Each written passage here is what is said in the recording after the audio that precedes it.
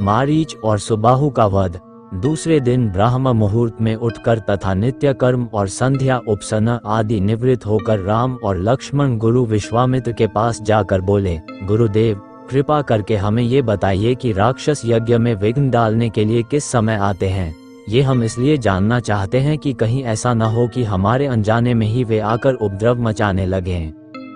दशरथ के वीर पुत्रों के इन उत्साह भरे इन वचनों को सुनकर वहां पर उपस्थित समस्त ऋषि मुनि अत्यंत प्रसन्न हुए और बोले, हे रघुकुलभूषण राजकुमारों, यज्ञ की रक्षा करने के लिए तुमको आज से 6 दिनों तथा रात्रियों तक पूर्ण रूप से सावधान मुद्रा में और सजग रहना होगा। इन 6 दिनों में विश्वामित्र जी मौन होकर यज्ञ करेंगे। इस समय भी वे तुम्हारे किसी भी प्रश्न का उत्तर नहीं देंगे, क्योंकि वे यज्ञ की दीक्षा ले चुके हैं। सूचना पाकर राम और लक्ष्मण दोनों भाई अपने समस्त शस्त्रास्त्रों से सुसज्जित होकर यज्ञ की रक्षा में तत्पर हो गए। 5 दिन और 5 रात्रि तक वे निरंतर बिना किसी विश्राम के सतर्कता के साथ यज्ञ की रक्षा करते रहे, किंतु इस अवधि में किसी भी प्रकार की विघ्न बाधा नहीं आई। 6वें दिन राम ने लक्ष्मण से कहा, भाई सौमित्र, यज्ञ का आज अंतिम दिन है और उपद्रव करने के लिए राक्षसों की आने की पूर्ण संभावना है।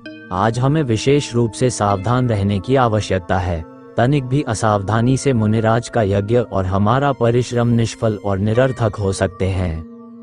राम ने लक्ष्मण को अभी सचेष्ट किया ही था कि यज्ञ सामग्री, चमज, समिधा आदि अपने आप भभक उठे। आकाश से ऐसी ध्वनि आने लगी जैसे मेघ गरज रहे हों और सैकड़ों बिजलियां तड़क रही हों।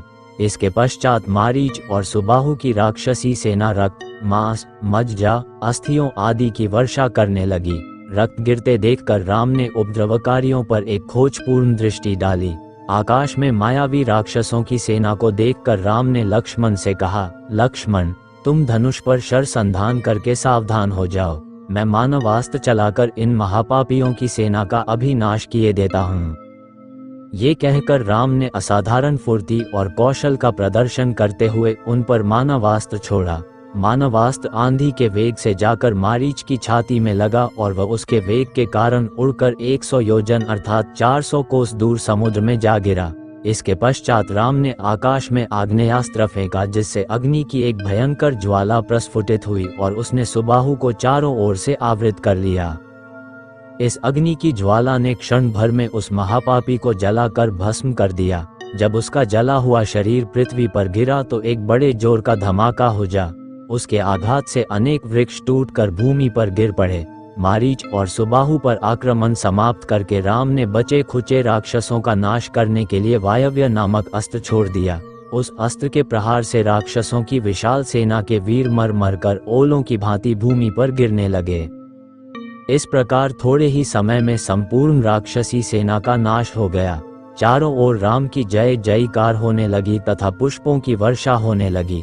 निर्विघ्न यज्ञ समाप्त करके मुनि विश्वामित्र यज्ञ वेदी से उठे और राम को हृदय से लगाकर बोले, हे रघुकुल कमल, तुम्हारे भूभजल के प्रताप और युद्ध कौशल से आज मेरा यज्ञ सफल हुआ। उपद्रवी राक्षसों का विनाश करके तुमने वास्तव में आज सिद्धाश्रम को कृतार्थ कर दिया।